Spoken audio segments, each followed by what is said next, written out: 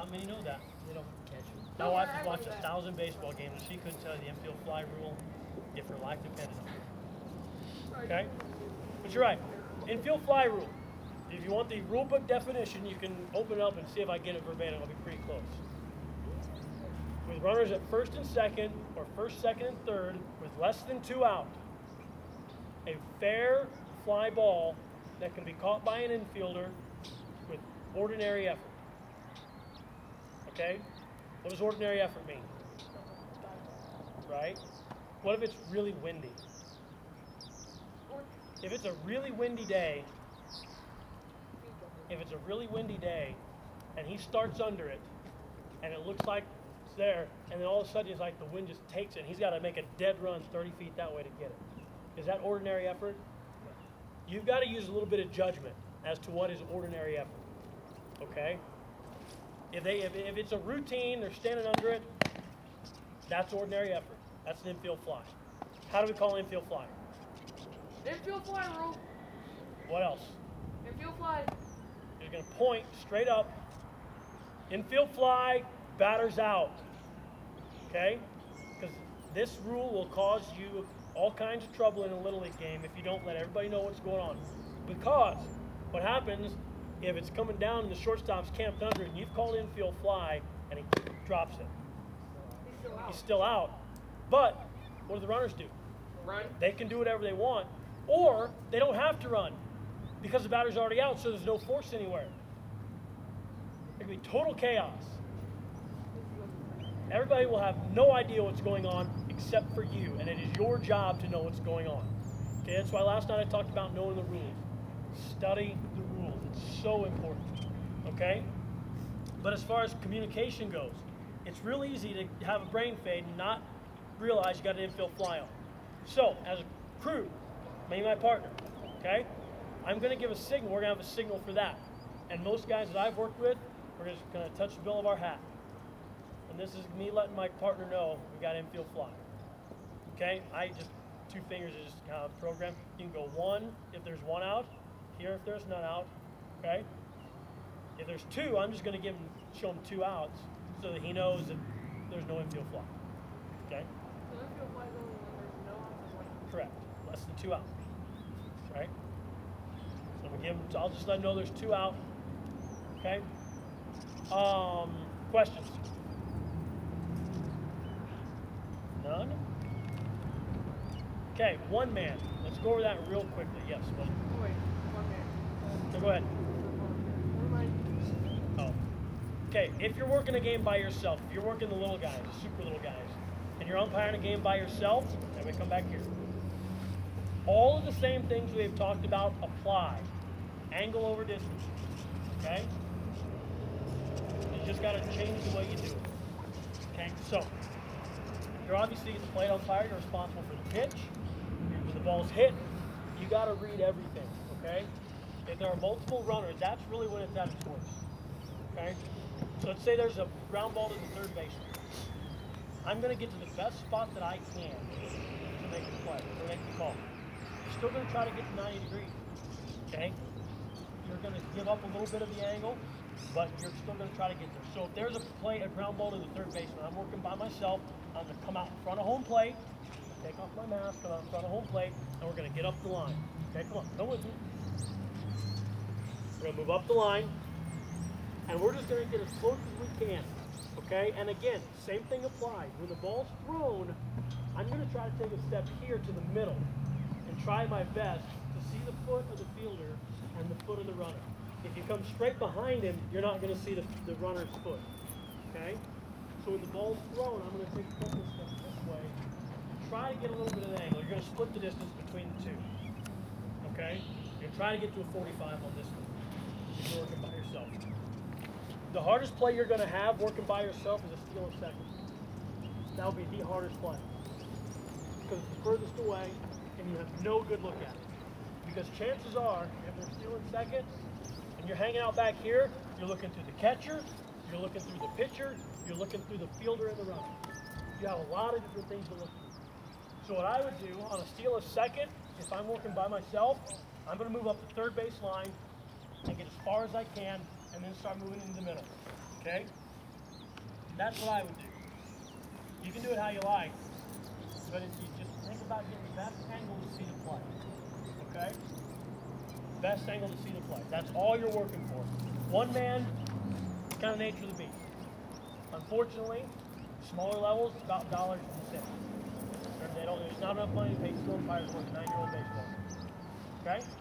So, gotta live with it. Maybe someday we'll have enough to pay for 2. Right now we don't. Okay?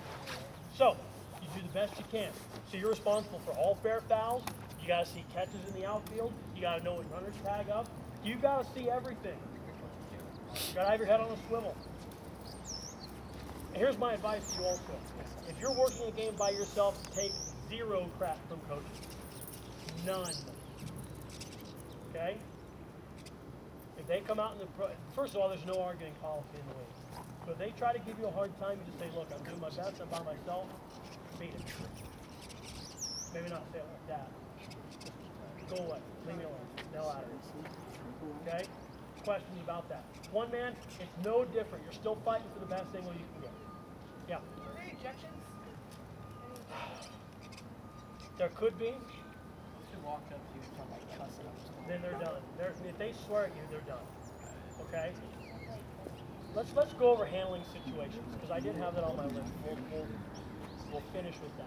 Talk about just about everything else. Okay. 7 points. All right. If again, because the league has a no arguing policy, if a coach comes out to argue a play with you, you say, Coach, you're not allowed to argue. Give him a chance. And if he continues, say, Coach, this is your warning. Go back to the dugout. Okay?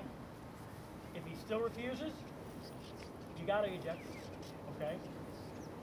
And you don't have to be yelling. And I promise you, the first time you eject somebody, you will be scared to death. It is the most frightening thing ever. The first time you do it. After you do it for a while, you eject some other guy. It's not that big a deal anymore. But once you get the first time you do it, be calm. Okay, that's the best advice. If you have to do it, just be calm, because you are still the one running that game. Okay, and the game needs you to have your head about it. Okay, so again, everybody spread out. We'll just practice your rejection. You don't want to look stupid when you throw somebody out. Okay, and now when I work college and pro games, the demonstrative nature of my signal oftentimes was directly related to how intense the argument was. Like if he's screaming at me and I'm hollering back at him, I might be a little more aggressive with my signal. But if it's just a fairly ordinary ho-hum ejection, I never got that big into it. Okay, so if I'm arguing with a guy, it's just, you're done, and I just toss it, okay? I would turn my back to him, and here's why. That you want to make them look like the aggressor. You do not be aggressive in a situation where you have to eject the coach. Okay? So if you turn your back to him and you throw him out, take a couple of steps away from him. Because if he follows you and steps back in front of you, he's in big trouble. Okay? Time for him to go. This is a really bad thing if you have to eject somebody when you're working by yourself. That sucks. Okay? If I'm working with you and you be the coach arguing with him. Okay? Now, don't put your hands on him. You want to get hit? Jesus. All right? Okay. So you eject him. I would go ahead and say, there's some verbal. I usually say, you're done, and let them know that they'll just say you're done. Okay? And I'll throw them. Okay? You turn around and walk away from him. If I'm his partner, once you've ejected him, you go away from him. Walk away. You're done. Okay? Walk away from him. If I'm his partner, it is my job to get him away from him. If he's, that's like you're following him. It's my job to get him here and keep him away from the umpire. Okay? And then I'm going to escort him off the field. Okay? Now this might be a grown man. This might be a grown man. Do you want to try to move Bill off of the baseball field? It's not going to be particularly pleasant, is it? Okay. Listen to me, if something bad happened at one of your games, find a board member. If a coach won't leave or he's trying to bully or intimidate you, walk off the field and go find a board member. Okay? I'd rather you do that than try to square up to something. Okay?